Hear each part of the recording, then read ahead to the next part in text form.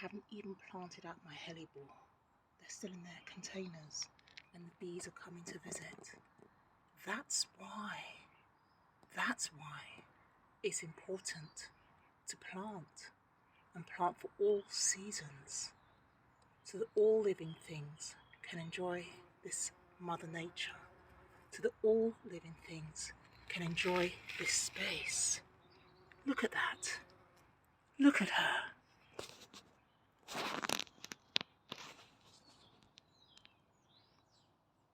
These are Helleborus. They're beautiful. And she clearly thinks they're beautiful. It's given her what she needs at this time. It's given her what she needs in this moment, in this time. These are Helleborus. They've got lots of pollen on them. We're in the middle of winter. It's still only January. And she's here collecting. Please plant something. If you haven't already, plant something for the bees. If you haven't already, please plant some winter flowering plants so that when these beautiful insects come out, because the weather is just maybe a little mild in the winter, that they have something. Look at her. Helleborus.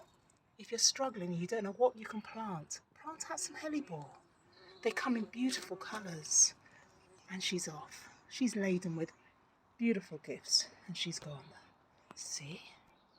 Be in the garden. Be in nature. That's what it's all about. I think she must have called her friends. Either she's back or she's let them know. Look, there's another bee. Be in the garden. Be in nature. Look at her. Listen to the birds.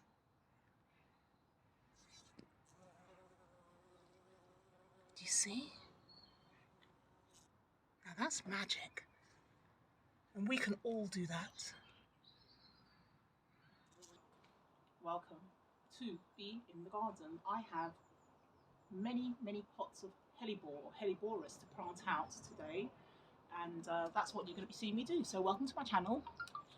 If you have subscribed, thank you so much. Help me make the channel grow. If you haven't, why haven't you? Please like and subscribe and share and put the notification bell on. But first and foremost, I trust you're well. I certainly am. Here are the Helleborus, and actually, look how delightful these look. And if you come closer, you'll see the bees are already buzzing around. Have a look at this. Right, so I was trying to get you to have a look at some of the bees that are already there, and I haven't even planted these out. So I'm going to let you observe what I'm observing, and that's bumblebees coming to feast on the pollen of these flowers. Anyway, it took me so long to... There it is, there's one in there already. Can you see that? And she's gone. And here comes another one. Yeah? So I'm just going to prepare the area, just dig out some of the wild flowers and plant some of this Helleborus in its place.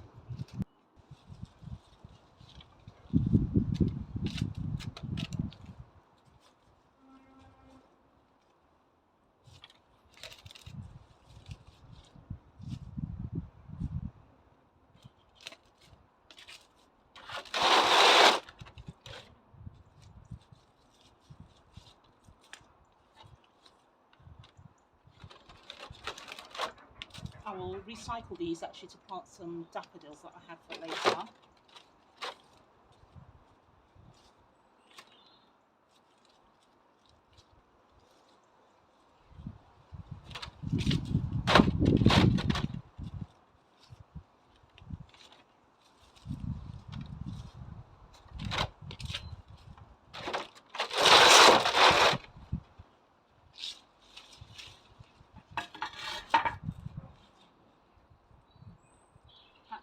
Split the base so that the roots don't just continue going round and round in a circle. So what I often do is just separate the base slightly, and I'm just going to just gently tease out the roots base.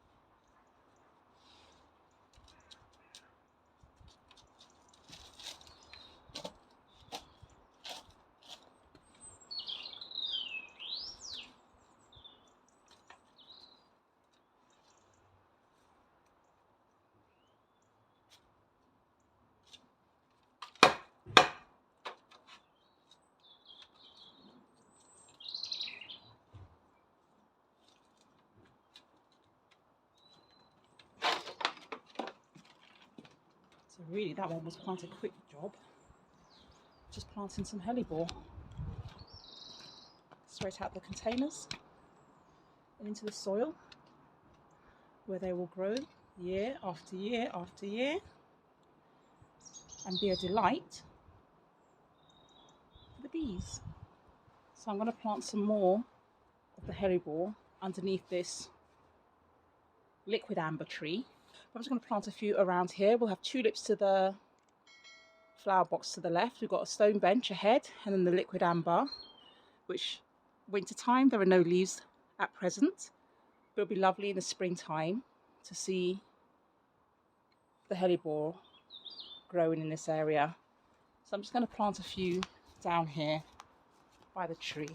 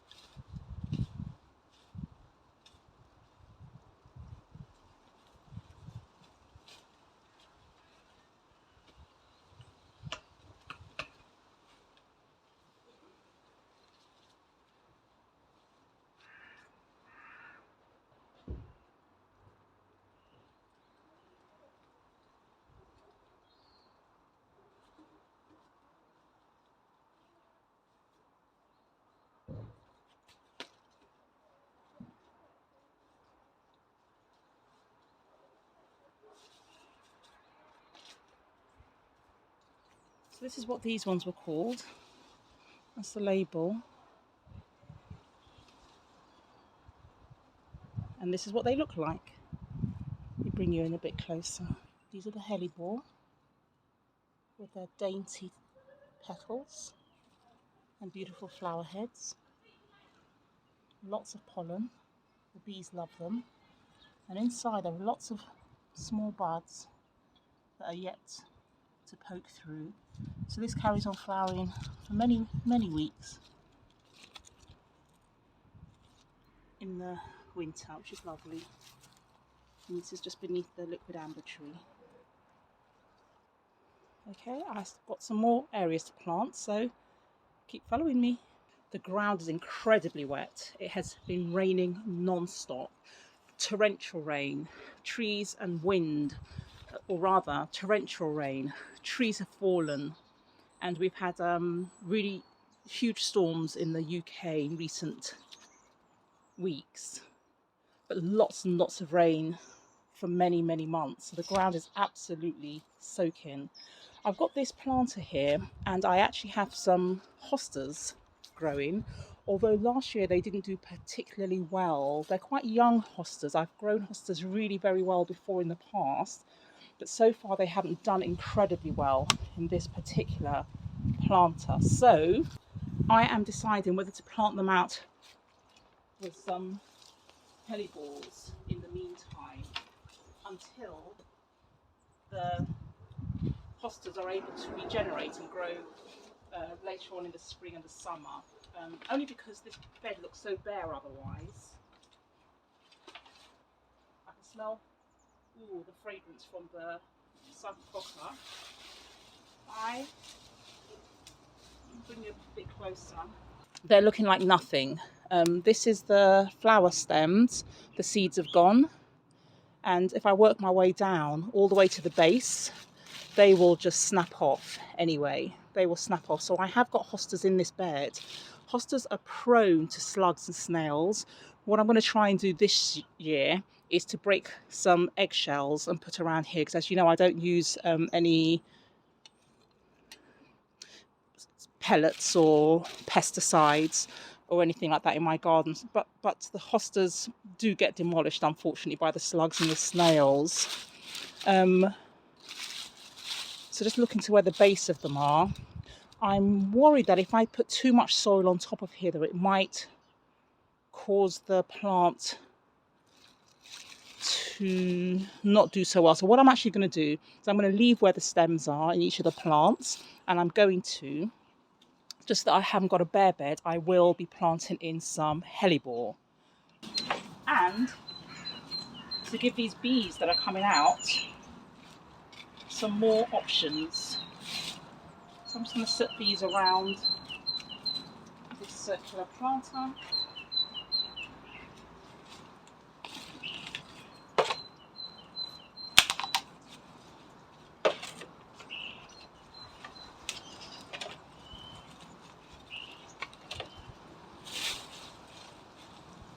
I don't really want the hostas to compete with anything come spring, summer, when they start to grow. But because this bed is just looking so empty, I am making that decision to add the hellebore around the trim or the circumference.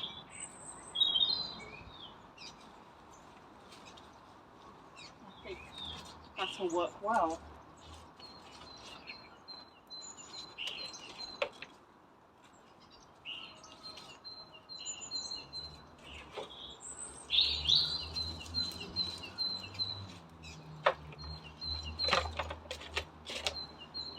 Okay, so I'll put the label in a bit closer, and you can see, yeah, they're pretty well spaced out.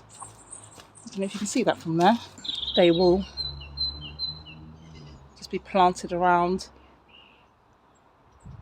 the side of this flower pot. That bright yellow centre.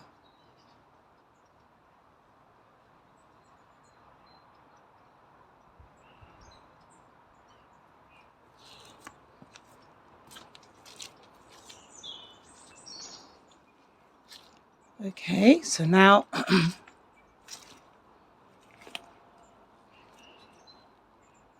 to dig a slight hole and to backfill. Look at what I've got here. I really need to bring my little trowel, didn't I? Oh, let me go and get a little trowel. That's much better. A small fork. I've got to be careful not to damage the dormant hostas.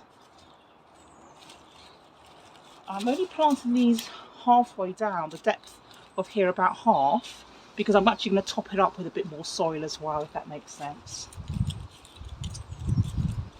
So the plants are only going in about halfway down. So I will be topping this bed up. It just seems to be sinking a little bit year on year. What are you going to be doing in your garden today? I know it's the middle of winter and sometimes it doesn't seem as though there's much we can do. The ground is definitely soaked through, so it's often a good idea not to compress the soil or to avoid compressing the soil. But there's not much I can do here because I do enjoy being in the garden, and sometimes it's the best of either being in the garden, perhaps compressing the wet soil, or not doing any gardening work. If the opportunity is available to me, as you know, I love being in the garden.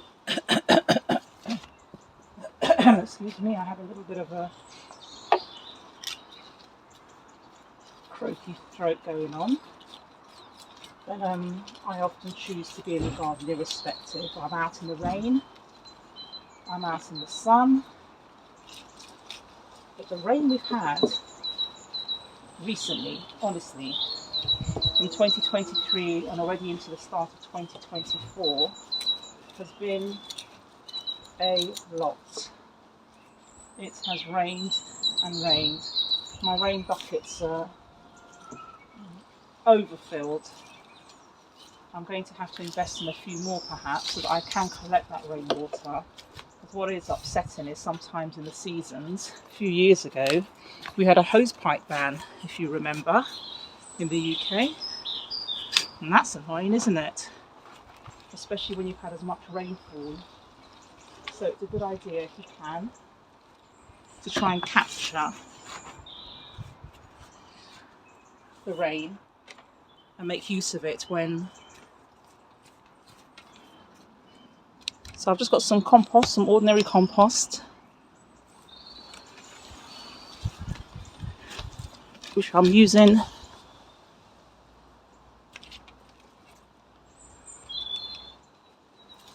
to top the beds.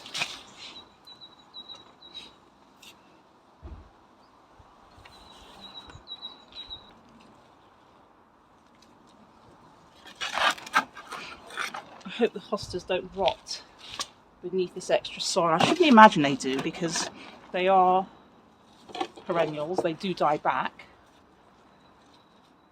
and much of it is under soil anyway. The root system is under the soil, and I look forward to seeing them again once the weather warms up.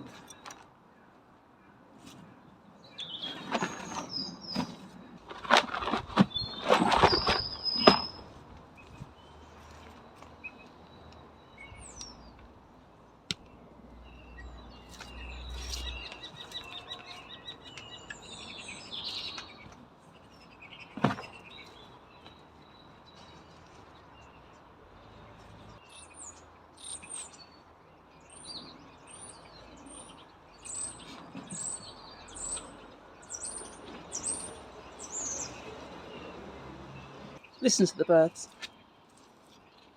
Beautiful. Okay, I have another area that I'm going to plant some hostas. Come along. So here we have the Prunus ceracifera. This is the tree that is near my magnolia. We are in the winter, and this is the red leaf. It has the red leaves, and you can see actually, it's middle of winter, but you can sort of make out the tiny red buds where the leaves will eventually...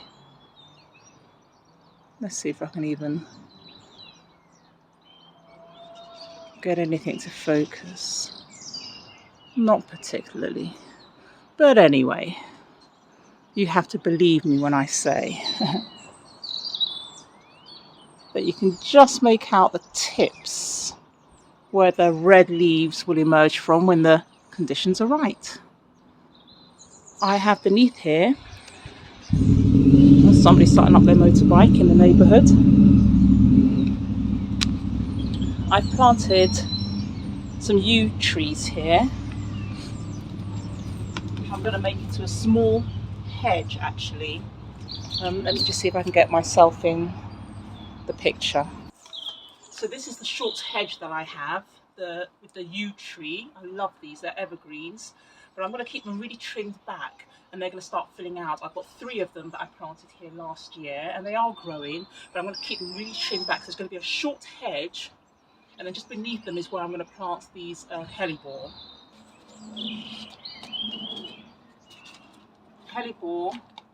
The leaves keep going throughout the year pretty much.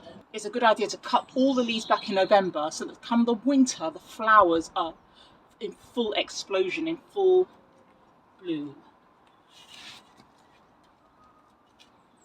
So all I'm going to do is plant the Helleborus in front. I might need to get my smaller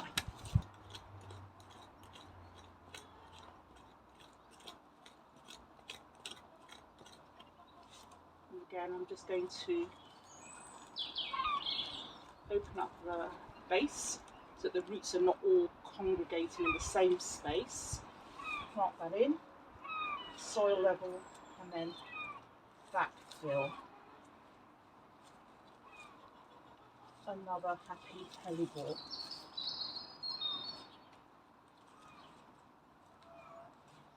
I have planted them in on this side here. They will just fill over the years and just take fill up more space in here and then drop some seeds and then just grow, hopefully. And I've got the short hedge that I've planted here. You have to excuse my throat is definitely croaky. And then opposite, I'm repeating the same pattern actually. So this here is where I have the magnolia and the Parthenocarpus, the Boston ivy that's growing, and I've got my banana plants underneath the polystyrene here. And again, I have 3 yew trees, 1, 2, 3 that I planted as bare roots, and they're growing through. But now I'm going to just plant a line of hellebore again. So I've planted them already. Hopefully you can make them out. They're buried under lots and lots of natural matter, the leaves that have fallen from the magnolia tree. So I leave that in situation, which is great. And I will come back to this later on in the year and see how they're doing. But absolutely, you can see that the hellebore are enjoying their life in this garden already. I still have more to plant. So that was part 1 of the hellebore. If you want to see me do part 2 of the hellebore, where I'm actually going to be planting them around some trees, and the trees in particular are going to be my Jack Montii. I bought some Betulus Jack Montii, or the silver birch. I'm actually going to be planting in some silver birch trees here. You can see them, they're still in their pots at the moment. But once I've planted them, I'm also going to surround them. I've already got some of the Betulus there, but I purchased more. I want to make this into a, like a multi-stemmed area of Betulus trees, a silver birch. And so what I'm going to do is plant those in and then plant the hellebore beneath them. Look at the colours. And of course, as always, the camera never quite shows you what the eye can see. But they are glorious. At the moment, they are just sitting here in pots waiting for my attention. And so that's what you'll see in part 2. And there are more here. So I have got pots with the silver birch waiting to be planted out. So stay tuned. Make sure you see part 2 of this video, where I'll be planting in the hellebore, but I will be planting them in around the silver birch trees. So what I need to say now is thank you so much for watching. Thumbs up, like, subscribe, leave a comment please, and of course share. Let's make this channel grow. Together we can, by being in the garden. Thank you so much.